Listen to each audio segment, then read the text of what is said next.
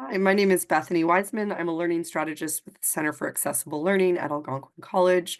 And today I'm here to walk you through a workshop that we give through the Student Learning Center, Rock the Clock, Time Management Strategies. I really love talking to students about time management strategies because I find that they're so universal. A lot of strategies that we talk to students about, things like note-taking, maybe reading strategies, even some study strategies, are really very relevant when you're a student and not necessarily strategies that you'll use much beyond college necessarily. It really depends on your situation. But time management strategies, whether we're talking about making deadlines, setting aside time for things, prioritizing, avoiding procrastination and getting things done, all of these strategies are universal in the sense that you'll use them in your personal life with relationships, and even in employment and your career down the road. So I think that they are strategies that when you implement them well, they're going to give you benefits sort of across all aspects of your life and well beyond the time that you're a college student. So our agenda today, first of all, we're going to talk about scheduling your time every single week. And I'll show you a tool. It's called a weekly schedule. It's one of a number of tools that you can use, but it's a really common one that we walk students through. We'll also talk about different ways to keep track of due dates. And of course, there are many different ways that you can do that. We're going to talk about the semester plan. It may not be relevant to you if you're already using something like an agenda or a wall calendar, but again, it is one tool that puts all of your deadlines into one place. We'll talk also about creating task lists with prioritized items, and we'll wrap up by talking very briefly about tech tips for time management. So we'll start with a bit of a definition of what time management is. This is a quotation from Peg Dawson, who wrote a great book called Smart But Scattered. So time management, according to Peg Dawson, is the capacity or the ability to estimate how much time that you have. That's hard for me. I'm very optimistic when it comes to time, so I always think that I have a lot more time than I actually do. So how much time you have, how to allocate it. So what are you going to use that time for? And how to stay within those time limits. So you're not going beyond what you've allocated, and deadlines. And it also involves a sense that time is important. And people have varying philosophies around time, or sort of like work according to different clocks. My mom, for instance, is the type of person who, if you're not 15 minutes early for a meeting with someone, you are late. And then other people, will quite easily walk into something 15 minutes late, a half an hour late, with no sense that they've sort of missed that deadline that they're supposed to be there. So everyone has a different sort of view of what time means to them on a personal level. I would say time management is the number one issue for college students. Maybe not for every college students, but like collectively, I think it is really far and away the thing that impacts people the most. I probably spend, I don't know, like 85% of my time talking about time management with students. And I think it's because it's so all-encompassing. I mean, it's a broad topic. As I mentioned earlier, it really is about a lot of subtopics, prioritizing and setting deadlines and sticking to a schedule, that sort of thing. But really, all of those things impact everything else that you're doing, right? Your ability to get assignments done, your ability to be ready for a test, your ability to be prepared when you meet with group members for a group project. So to manage time well, students really need to ask themselves a few basic questions. So first of all, how much time do I need to spend outside of class to complete all the work that I need to do for class? So, most students know how many hours of class they have. So, is it 10 hours, 15 hours, maybe it's 18 hours or more, depending on your program. But obviously there's a lot of work that needs to happen outside of class time as well. So in order to get your readings done, to do your assignments, to review material, in order to prepare for tests, to even do some of the logistical things related to school, like send emails or pay fees, or access other services. How much time do you need to spend outside of class to do all of those different things? What does that add to your workload? Also, how much time do I actually have in my schedule? Because students are people too. You know, you have other commitments that you have family commitments, hobbies, things you like to participate in as an individual. So, where are those pockets of time in your schedule and how can you make them work for you? Also, how can you keep track of your deadlines and your tests and exams? It's a very important question, right? It's hard to know what to prioritize if you don't know what's coming up on the horizon, right? What do I have to do this week, next week, and so on. And then finally, how do I actually balance work on multiple assignments and tasks as well? It's important to realize, and maybe if you're an upper year student, you've sort of already come to realize this. But if you're just getting started or you haven't noticed this pattern as an upper year student, there's a bit of a cycle to every single semester. And you do need to remember that your workload is not equal across the whole semester, right? It doesn't look like this. It's not like a flat, like constant effort throughout the entire semester. Really, the first 20-25% of the semester, I'd say the first at least 3 or 4 weeks, you are really getting started with your classes. And that can be a little bit of a honeymoon period, right? Because you are introducing yourself to classmates, you're getting to know the policy and the procedures of the class. And the teacher is probably starting with some introductory material, which might even be a review from previous classes that you've taken. So it can feel a little bit easier. Again, not always the case. Sometimes it is more of a jump right in. But the workload and effort needed a little bit lower, maybe. And that quickly ramps up in that second quarter of the semester where you start to have your first assignments. Maybe you have some first tests or midterms scheduled, and there can be a little bit of a blip there, right? You can see that in the orange. There's a little bit of a lower peak and then a valley afterwards. And that valley is, like study break week, right? You've had a bit of a taste of how busy it can get. And then now you're going to have a little bit of a break. And that little bit of a dip can be problematic for some students who maybe have a hard time getting their momentum back after they've had a break. So I do often recommend to students that you don't fully stop working during study break week, that you actually maybe do at least a couple of hours every day just to sort of stay in the groove of being a student so it's not so hard to start back up again. And after that dip, really you have a ramping up in the second half of the semester to those last couple weeks of the semester where it plateaus at a very high level. And I do like to point out to students that that plateau often, the final 3 weeks of the semester, often 40 to 60% of your course mark is completed during that time. And it seems high, right? Like I've already had 75% of my semester. Why is it so heavily weighted to the end? Well, I mean, often smaller assessments take place earlier in the semester. You have a discussion board worth 5% or a small assignment worth 10%. Maybe your midterm is only 15%. And then at the very end, that's where you have that cumulative project where it might be worth 15, 20, 25% of your mark or more. And then often those courses will also have a final exam that is worth, also 15 to maybe 30% of your mark. Some courses will have one or the other, but you also see those courses where they have both of those things. And that's where I'm getting that 40 to 60% of your mark. And that can be really frustrating for some students who maybe you think you've been doing really well along the way, and you haven't kept caught up with all of the readings. You haven't maybe done all of the pre-work that you need for that final exam and for that final project. And then it's a real scramble at the end of the semester. Right. So the more work that you can do along the way and keep caught up with everything that you need to do, keep learning the material as you go, it's going to make those last few weeks of the semester a little bit easier for you. So today we'll talk about some tools for managing time. Most students require several tools because you need to manage different aspects of your time.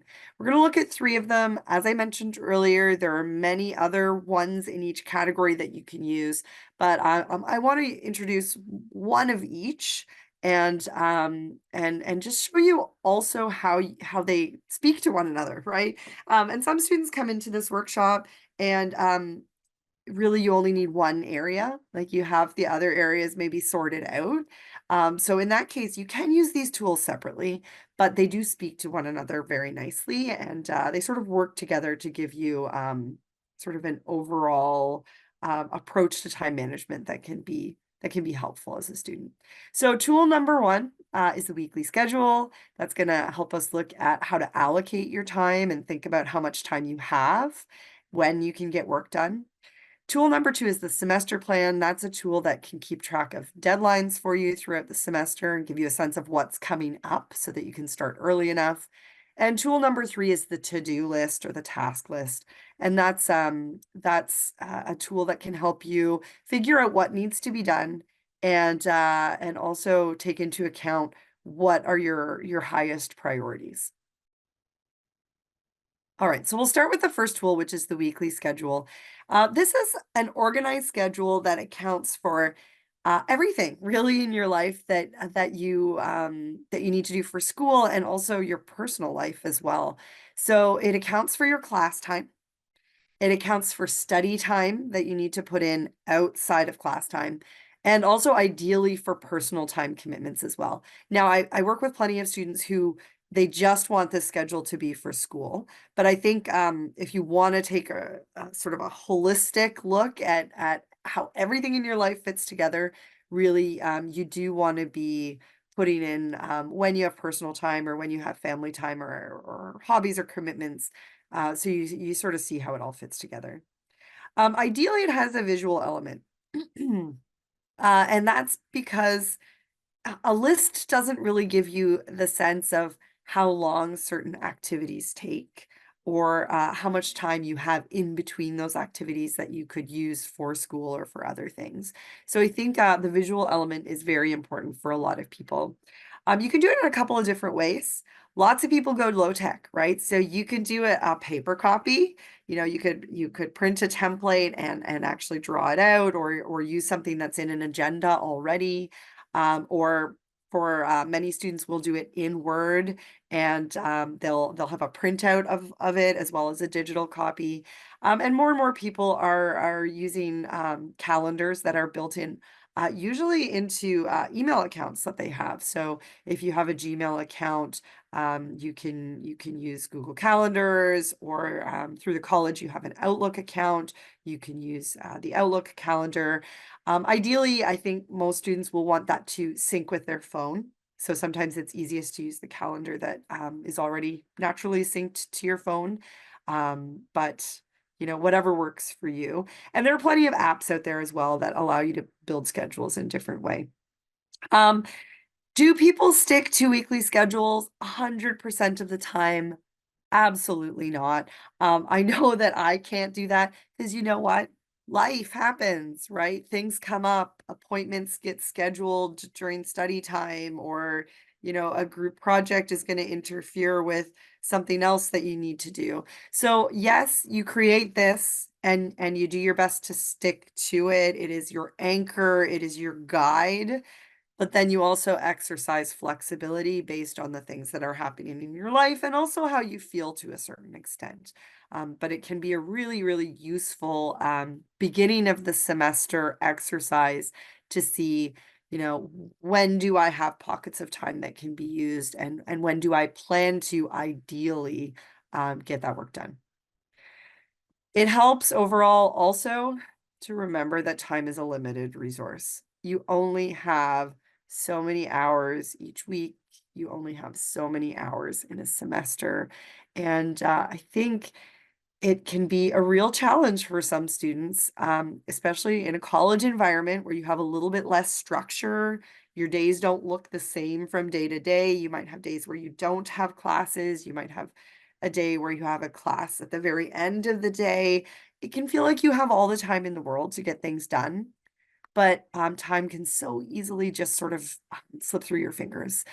So the idea of the weekly schedule is you're not going to let that happen because time is a limited resource and you have planned for these blocks of time throughout the week to get the work done that you need to in order to be a successful student. So I'm going to walk you through the steps of creating a weekly schedule. The first step is to put classes into a visual schedule. All right. And why classes first? Why wouldn't you put in other commitments or your study time? Well, first of all, you're given a schedule and it's non-negotiable, right? You have classes at these times. And so you really do need to work around that. And classes are a priority as a student. And, I do meet students sometimes who they sort of consider class optional. You're entering into a contract when you agree to become a student, right? Where you're saying it is my responsibility to attend classes and to learn in that delivery form. Or if you're an AC online student, there's a little bit more flexibility, obviously, there due to the delivery. But it is really, really important that you make attending class a priority. So that is why we put it in first. Step two is to add in your personal commitments. And this will look different from person to person. Sometimes people say, well, I'm going to slot my personal commitments in around school. So maybe they'll actually make this a step three instead. It is really, really important to make sure that you understand that learning is a holistic um a holistic sort of journey, right? If you as a student cut out the things that are important to you, such as exercising, such as making sure that you have time to cook healthy meals for yourself, or spend time, meaningful time with people who are important in your life. That isn't sustainable, and it actually impacts your learning negatively to not look after yourself in ways outside of what we consider traditional learning. It's not about putting in the largest quantity of hours when it comes to learning. It's about quality hours of learning and making time for all of those other activities that are going to nourish that learning for you.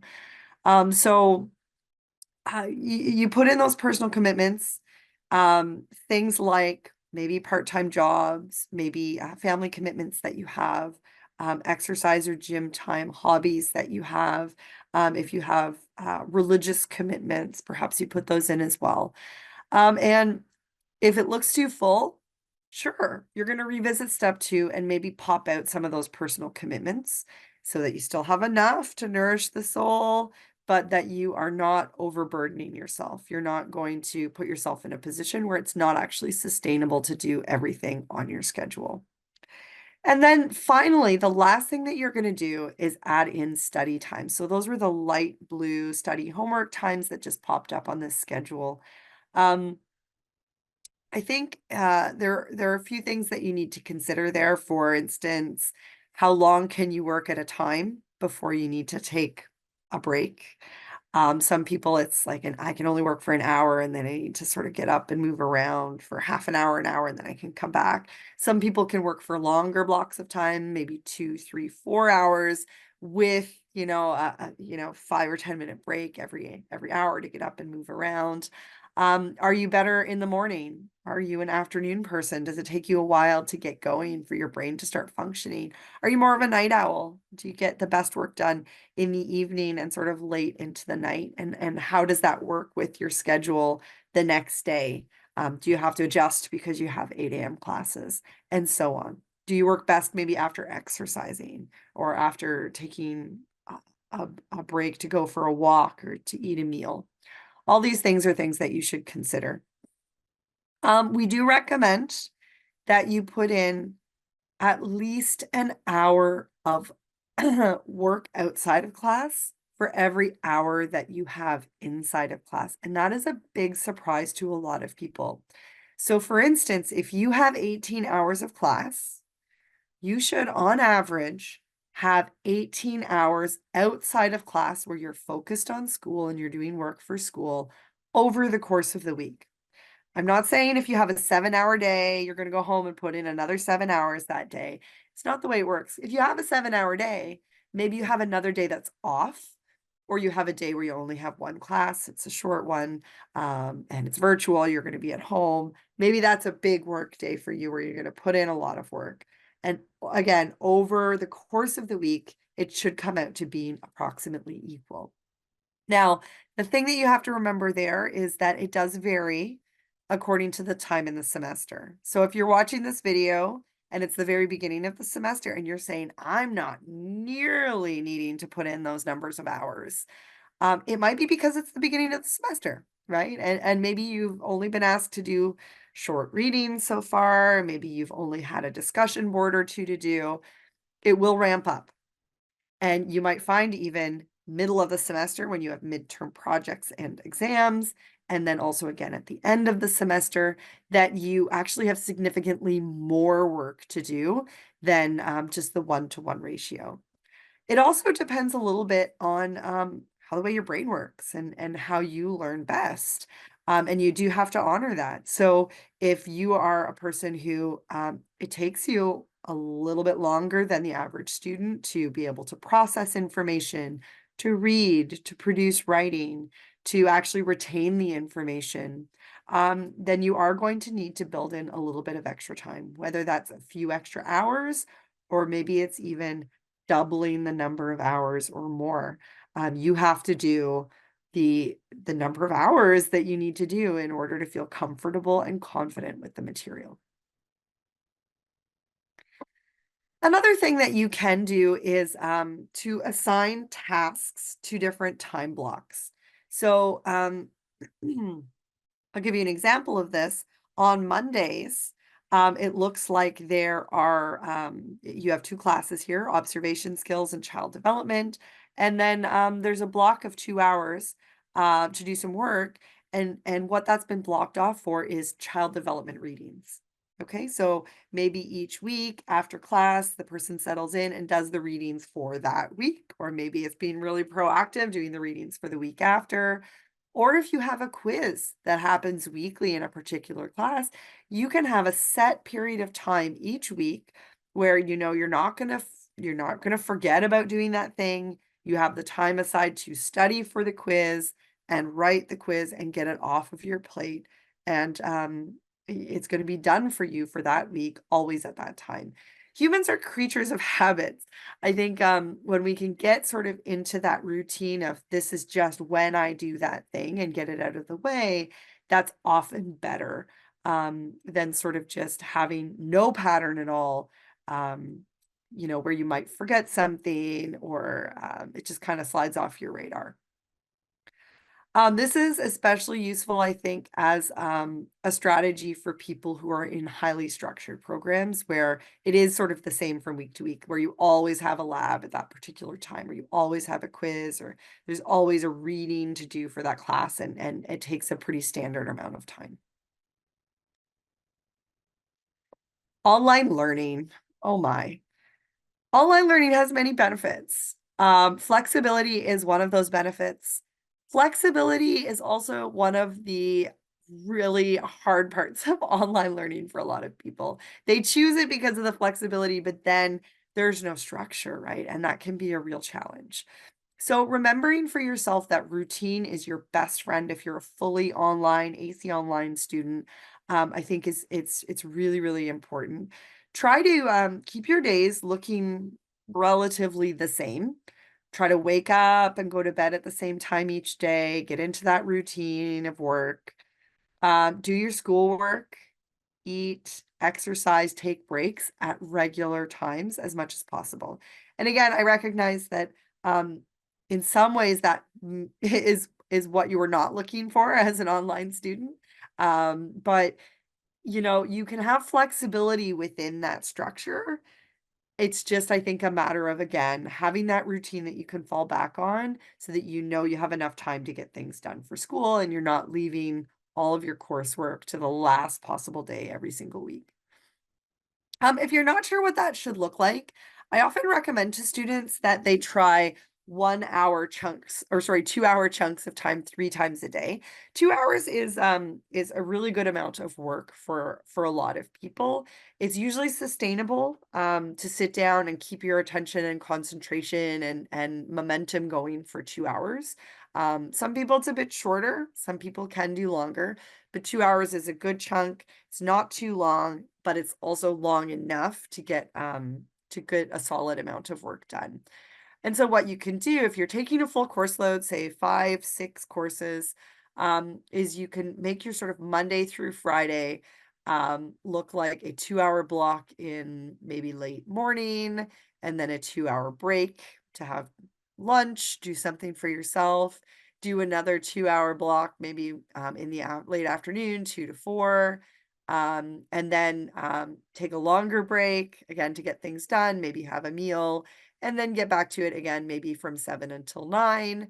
Um, and, this may not be enough for everyone, but it's a really good place to start. You can shift these blocks of time as needed, right? If you're more of a morning person, if you're up at the crack of dawn, 6 o'clock, maybe you shift these to 8 o'clock, right? Like you do an 8 to 10, and then like a late morning over lunch, take a break, and you get everything done before dinner time.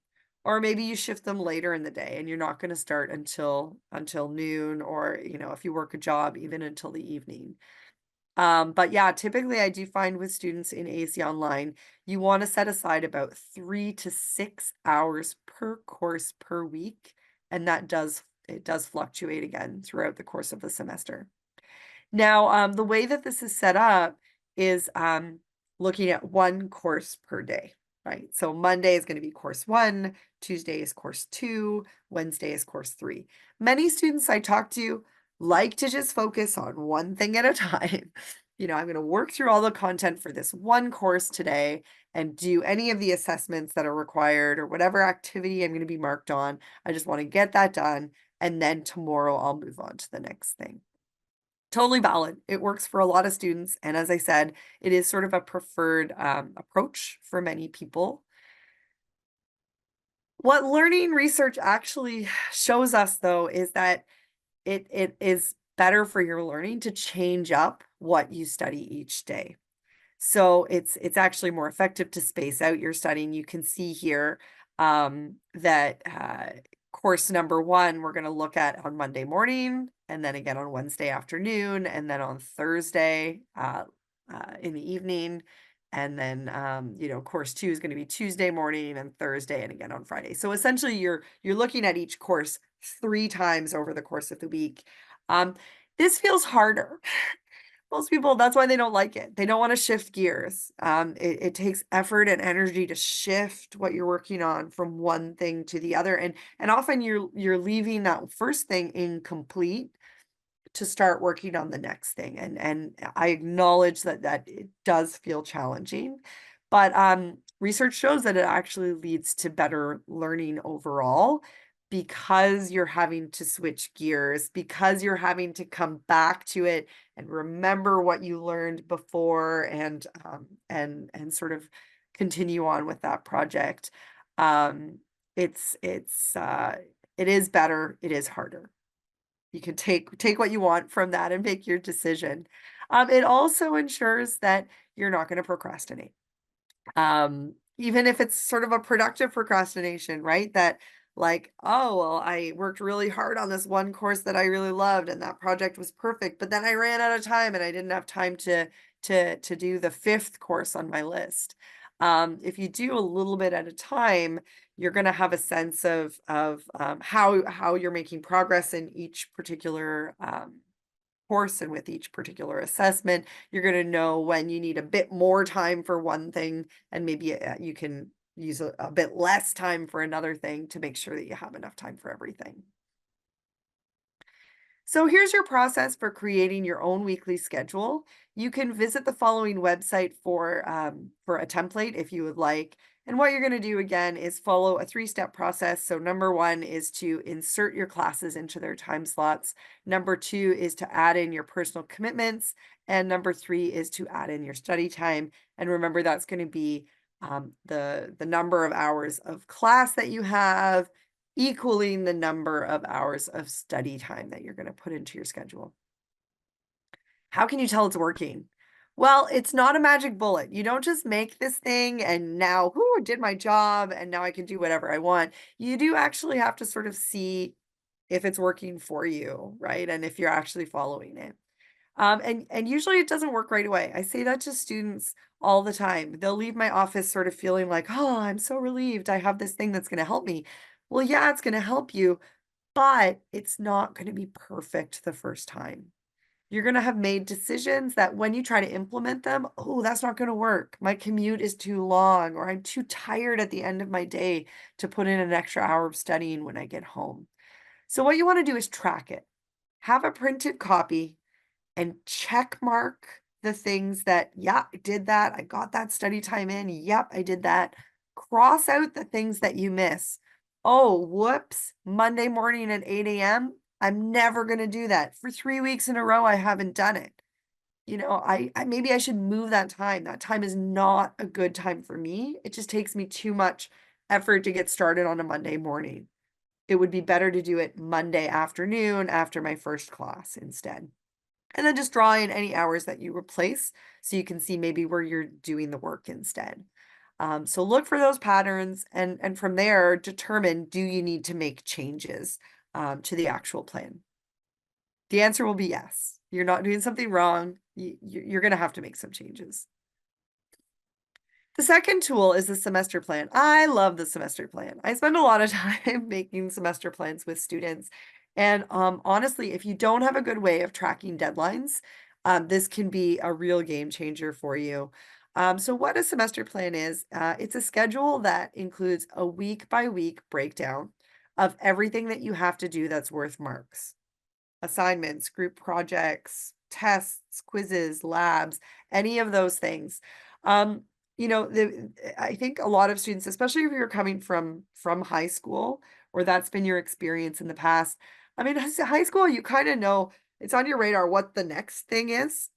But you don't have a map of the entire semester. You don't really have a sense of, from the very beginning, when you're gonna be busy, when things are gonna be slower for you, when you're gonna have, an overlap, right? Where, you're really busy in a couple of different courses and maybe not in other courses. But in college, you know when your deadlines are from the beginning of the semester most of the time. Maybe not in all programs, but I would say like 80 to 90% of the time, every course is going to give you something that's called it's most recently been renamed a weekly schedule. In previous years, and you'll sometimes still see it. It's been called a CSI or a course section information document. And so you have one of these for each course. And what you do is you take a template for the semester plan. You put your course names across the top. So each column is a different course name: fitness, Canadian criminal justice system, provincial offenses.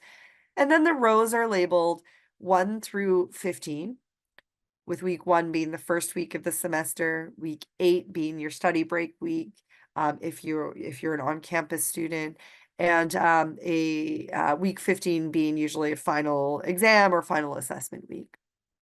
And what you do is you take the information from your CSI and you begin plugging it in week by week for each course. Okay, so you can see fitness when you have fitness journals each week, and then there's a practical test and so on. Canadian criminal justice system, you don't have anything the first couple weeks, but then you're going to have an online quiz worth 5% in week 3, and another online discussion in week 4, also worth 5%. You want to put in the value if you can for a couple different reasons. You want to make sure that the whole column adds up to 100% so that you know where all of your marks are coming from. And you also sort of want to know week by week, what are my priority tasks? Everything's a priority, right? You want to make sure that you're getting every mark that you can, but you don't want to spend longer on something that's worth 5% versus something that's worth 20%, right? You want to make sure that you are allocating your time and resources according to what things are worth, because ultimately that's going to have the biggest impact on your mark. And once you have the semester plan compiled, you can read across. right? So you can see in week 6, I have a fitness journal, I have an online discussion due, I have nothing due in provincial offenses or soc, I have a midterm in ethics, a media summary in political science, and also what do I have coming up. So if we take a closer look, and here are the examples, week 11 and 12, you can see there are some weeks where there's not a lot, right? And when you've had a busy semester and you have a week where there's not a lot, the temptation can be, oh, I can relax, I can take a deep breath, right? I can catch up with friends, I can do some things for myself. 100% you want to look for moments in the semester where you can do that. But look at week 12 here. You've got a bunch of things that are worth 15, 40, 20%. That's a lot. You don't want to take week 11 off and then realize in week 12 you've got a ton of work to do, right? So, you do want to be looking ahead, think what needs to be done this week and how do I prioritize this week? But then how do I also look ahead so that upcoming weeks that are busier are more manageable to me and there aren't any surprises. I'm not surprised by this mental health assignment worth 40%. That's almost half of my mark. I want to make sure that I'm valuing that thing and I'm giving it the attention that it deserves. So how do you create your own semester plan? You can find templates online. I've given you a website there that you can visit. And what you do is you find the information in Brightspace. So when you go into Brightspace, what you're going to do is go into an individual course and you are going to click on, usually it's found in course information, and you are going to look for a file that has all of the information about deadlines, week by week, what's due. Again, it has a different name. In previous years, it's often been called a course section information or CSI. Here it's called a course schedule. It could be called a weekly schedule or a syllabus. And if it's not under course information, it might be under the overview or it might be in your week 1 documents. I've also found it hidden in assignments. Professors sometimes like to make it a bit of a treasure hunt. But ideally it's there. If you can't find it, reach out to your professor, either by email or go up to them after class and just ask. I was just wondering where the syllabus is so that I can see where the assignments are for the semester. Okay, tool number 3. This is the task list or the to-do list. What is this for?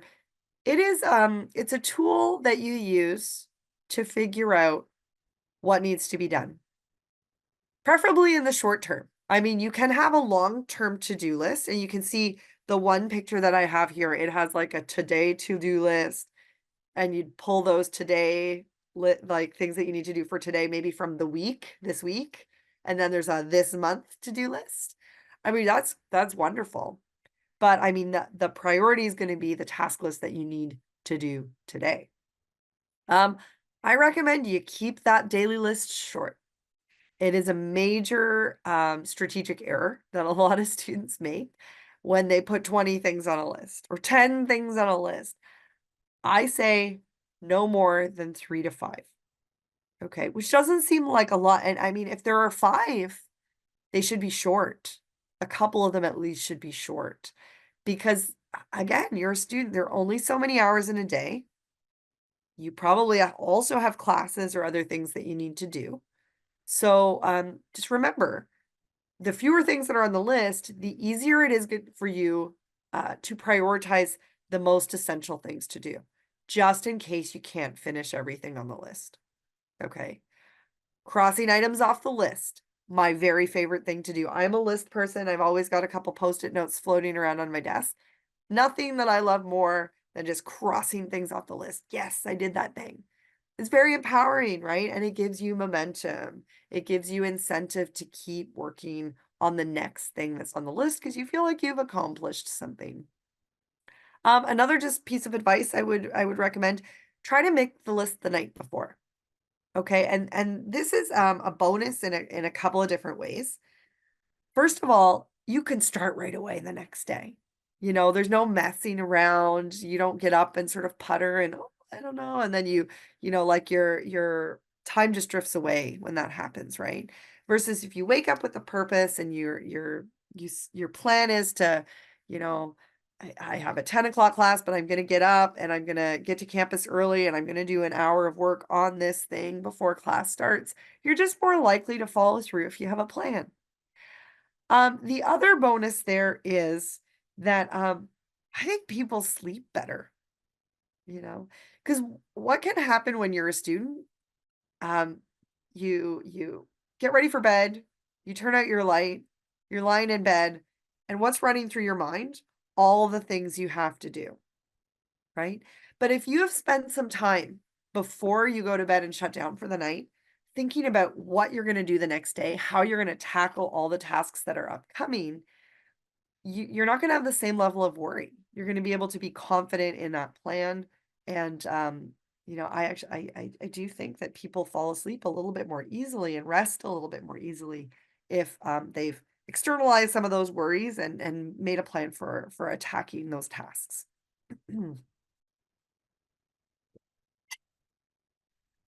So we're going to talk a little bit about prioritization right now. And this is a matrix that can help you think about tasks maybe a little bit differently than you already are.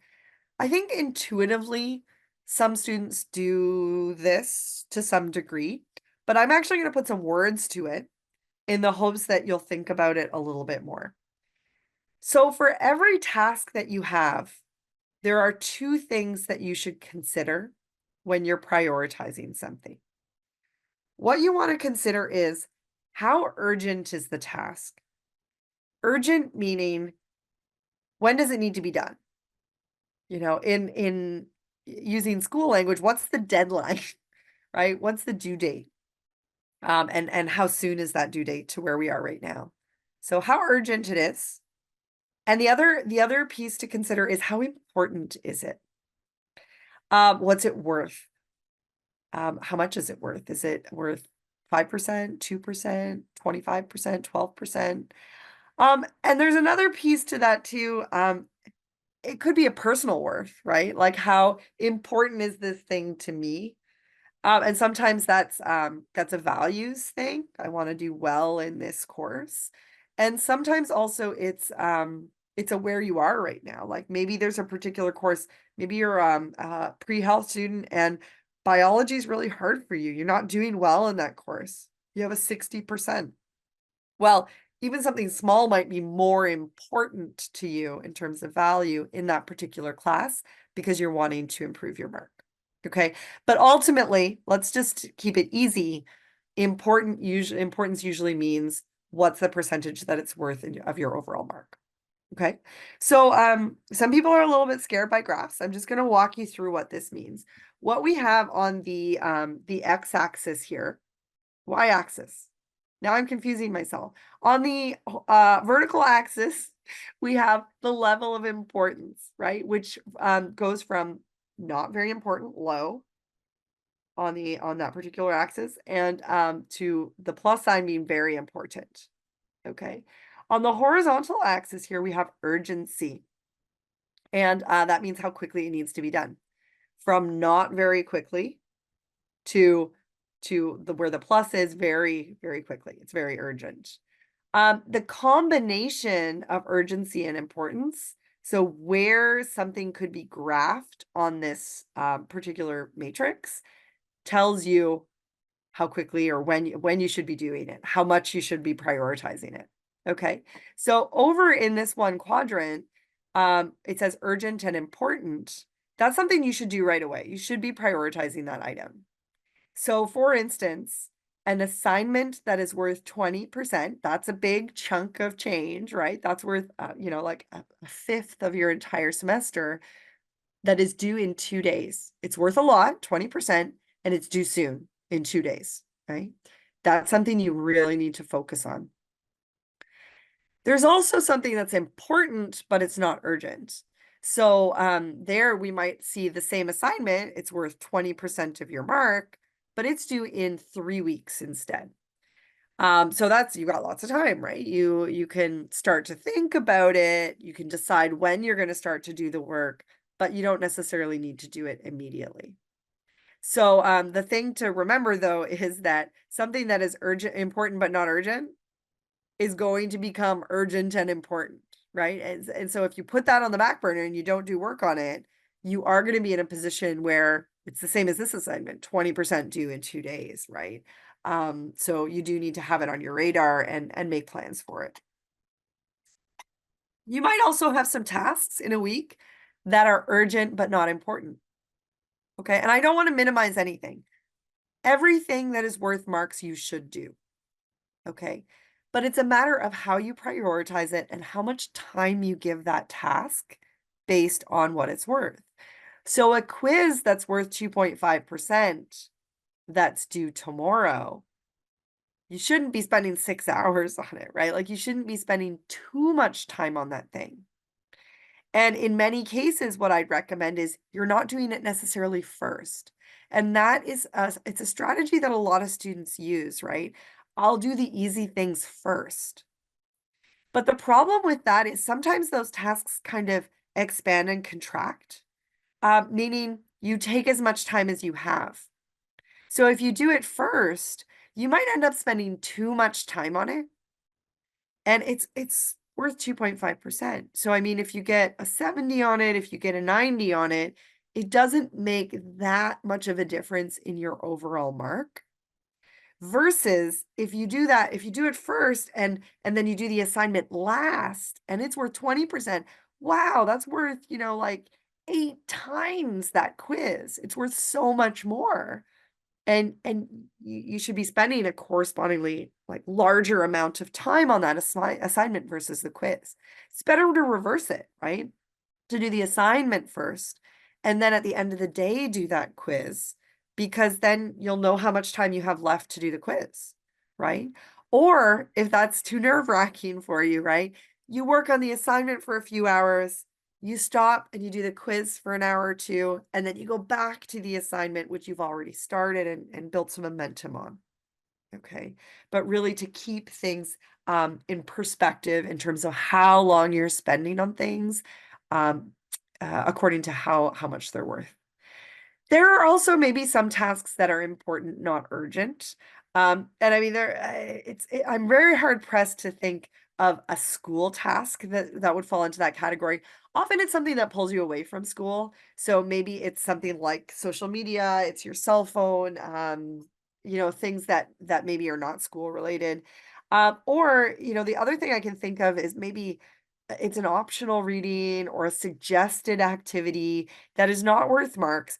Of course, there's value in doing those things, but when you're at your busiest and you have a lot of other tasks that need to be done, perhaps that's the thing that you could bookmark to do when you have more time, or you could come back to between semesters or keep for after graduation. Like there are so many different um, times that you could maybe do those optional things that aren't going to interrupt things that are more important and more urgent in the moment. What if you don't know where to start? I'm going to talk about the ABC 1, 2, 3 method of setting priorities, because this can be a really good way to really give some thought about what to do first, second, third. So what you do, if you have a list of tasks that need to be done, you categorize them first into A, B, and C. So the A category is your it's your most important tasks, the things that are must do tasks in any given day. I have to get this thing done. The B list would be the tasks that, yeah, sure, you should do, but they're secondary. They could be tasks that, if you don't quite get to them or you don't have as much time to do them, you could still kind of rush them and get them done, to some level of completeness, but maybe it's okay if it's not as perfectly done or as completely done as your level A's. You could even wrap it up the next day. And then your C tasks are the tasks that sure they would be nice to do, but they could wait for sure until tomorrow. Some C tasks could wait until the weekend, could wait until the end of the semester. Nice to do, but not essential to getting things done for yourself as a student. Then what you're going to do in each category, A, B, and C, you're going to prioritize. So you're going to take all of your A tasks. You may not have 3 tasks. Maybe in a given day, you only have 1 A task. Remember, I told you your to-do list for school should only be 3 to 5 items, right? So you're not going to have 3 A's, 3 B's, 3 C's necessarily. That would be too many items. But however many A tasks you have, you are then going to prioritize within the A's so that you have an A1 task, an A2 task, and an A3 task. Why do I have a frog here? Well, your A1 task connects really well to a particular strategy that we recommend, which is called Eat That Frog. And it comes from a quotation by Mark Twain, which is, if it's your job to eat a frog, it's best to do it first thing in the morning. And if it's your job to eat 2 frogs, it's best to eat the biggest one first. It's saying to do the thing you're avoiding, to do the thing that you don't want to do, right? Like the frog. I don't want to eat that frog, but the best strategy is to do it right away. So that can be sort of your test for yourself. What's the thing you're dreading doing? Maybe that's the thing you should be doing first, right? That it's so important and it's so urgent. Don't run away from it. Just get it done. And if you have 2 things, do that bigger thing and then come back and do that second biggest thing. There's nothing that's more empowering than doing that thing that you're most worried about. You get that done, everything else is going to be easier for the rest of the day. Your B tasks, you're also going to do the same thing, B1, B2, B3. If you have 3, you might have fewer. And your C tasks, same, C1, C2, C3. Okay, so every single task on your list should have a unique letter number combination. So here's an example for you. If you have a list, and this is a long one, but you'll notice there aren't that many academic things on it. This includes some personal items as well, right? So discussion board is academic, check over notes for presentation, choose topic for research paper, research next blog post. There are 4 academic tasks on this. And then there are some personal tasks as well, like buying groceries, meeting a friend for coffee, booking a dentist appointment, and so on. Now, there's no right or wrong way to do this, right? There are going to be certain tasks that are time dependent, right? Like if you're meeting for a friend with coffee, that's probably at a particular time. So you're not going to do that in order of all of these other things. You're just going to block a particular time for it. Whether or not you need to do groceries, that could be an A item if you have nothing left to eat, or it could be a C item if you could make it work a couple of days going without groceries, right? Same with cleaning the closet in your guest room. Do you know, like, are you just doing that to procrastinate, or are you doing that because you have a new roommate moving in or someone's coming to visit, and it's essential? So there's a lot of flex there, but like just to give you an idea of what that might look like. My A items are going to be to write the discussion board because that's due in just a couple of days. My presentation is the next day. So that's also big for me. I need to do that today because tomorrow is going to be too late. And then my next blog post is going to be due next week, but it's coming quickly. And maybe that's a harder task for me. Researching is more challenging. So I'm going to make that a priority as well. And you can see the B items here are some personal items, and then also choosing the topic for the research paper.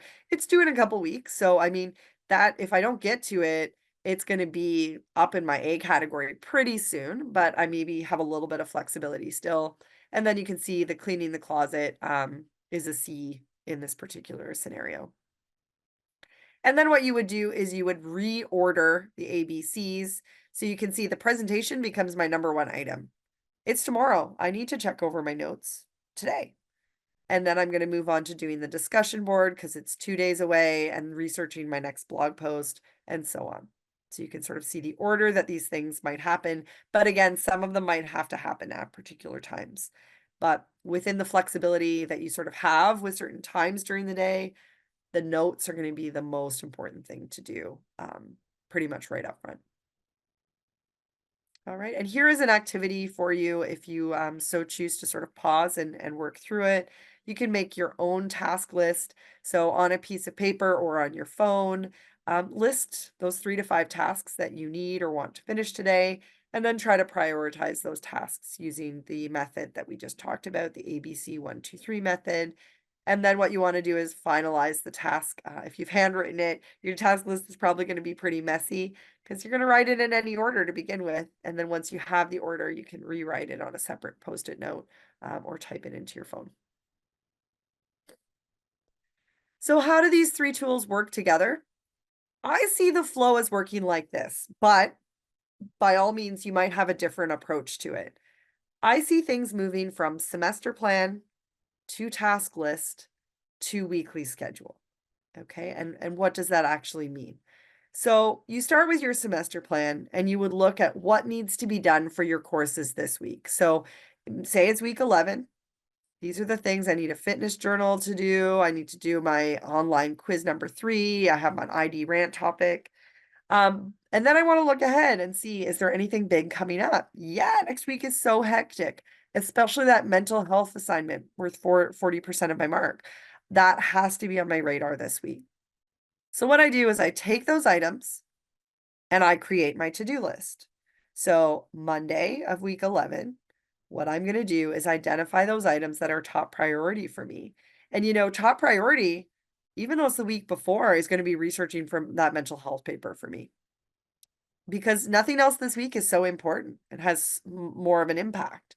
I need to get started on that and start putting in the work, especially if I haven't really done very much for it. So that's going to be my A1. That's going to be my Eat That Frog. My A2 is going to be the online quiz for Canadian criminal justice system. So I can get that out of the way and then I can focus on other things. Then I'm going to do some groceries. I have a co-op coming up, so I've got to email some questions to them. And then C is going to be updating my resume. If I have a co-op coming up in an upcoming semester, I'm going to need that updated resume, but maybe it's not essential right now. Maybe the deadline is still a couple weeks away, but I want it to be on my radar. And if I have time, I'm going to get to it. So semester plan with the tasks, and then ordering the tasks according to priority, and then from there, you're going to plan your time using the weekly schedule. So what you do is you'd look at for those pockets of time on Monday and when am I going to do these tasks today? In fact, Monday there aren't a lot of hours set aside for study homework because you've got about 5 hours of class during the day and then hockey in the evening, right? So when am I going to do the research for the mental health paper? Am I going to use this block of time that's set aside? Um, what does that mean in terms of my online quiz? Can I also do it in that 2-hour block? Or do I do that a little bit later? When am I going to pick up groceries? Is it something that I could do just before or just after hockey? Do I even have time to do hockey this week? Lots of questions to ask, right? So you can plan according to the time that you have allotted here to get school work done. Maybe, for instance, even you have the hour between observation skills and child development. Maybe that's a great time to actually get your online quiz done. You get your quiz done between classes, and then as soon as you get home after child development, you can work on that mental health paper for a longer chunk of time. Or maybe it's reversed. Maybe between classes, you're going to start that research because you're on campus. You can go talk to a librarian. It really depends on your circumstances. We'll end with a couple of tech tips for time management. So, when it comes to the weekly schedule, we already talked about how you can use an online calendar. So, something like Google or Outlook or another app. The benefit of using Google or Outlook is that it syncs with your phone, so you have access to it at any time. Using something like a semester plan, you can set reminders and notifications on your phone. And there are lots of, again, different apps for students that will help you set up when you actually have assignments that are upcoming and will notify you through the app that they are coming up. And then task lists. I always hesitate to write actual apps in here because I do think that it changes so frequently. So in 6 months from now or a year from now, if you're watching this video, you may just want to Google best task management apps or best to do or task list apps and see what comes up. Right now, a few that are very common, Google Keep. So if you have an Android phone, usually this is built in already. Todoist and Anydo are fairly similar in what they offer. They're web-based apps, but they also can be synced with your phone. Great places to create lists and sort of prioritize tasks that need to be done. And then Habitica is quite fun, and I've had some students really enjoy using it. It gamifies task lists to a certain extent. So what you're able to do is create task lists and sort of keep track of things. But you have a little avatar and you can level up and gain points, which is fun. And you can also invite friends or classmates to be involved as well. So there's a little bit of an accountability piece. They can see when you have your tasks done. So that you know, if you're a little bit more competitive or you're motivated by sort of having that external push from other people, that might be a great app for you. And just sort of think, do you have any tech tips for time management? You know, what are you using or what have you heard that other people are using that maybe you could look into? The one cautionary thing I would say about using technology is don't use too many things. I do meet students who like set up accounts here, there, and everywhere and try to sync everything together. It can be more work than it's worth. What you wanna do is use something simple and accessible that is gonna work without you putting too much time into it. Because if you're sinking all your time into, you know, using multiple apps, then you're taking time away from being a student.